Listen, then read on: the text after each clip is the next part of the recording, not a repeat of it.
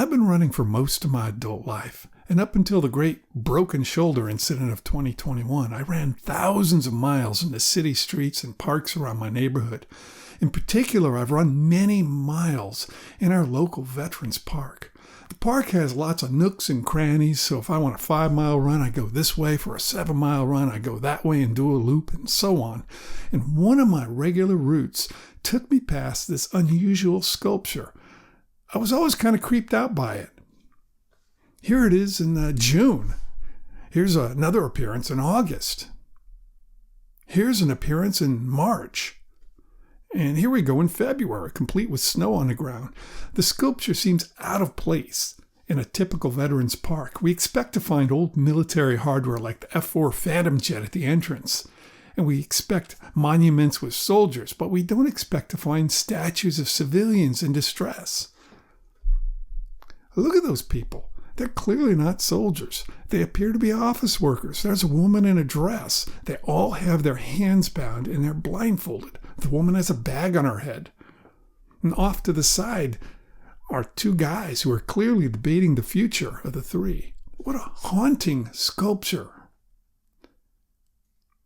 Every time I passed by, I wondered what it represented. One day I noticed a bronze nameplate embedded in the ground, and I took a photo so I could look it up when I got home. The nameplate says the title is Frustration. The artwork was created by Seward Johnson from the Sculpture Foundation. And when I looked it up, I found out the answer. This sculpture represents the Iran hostage crisis of 1979.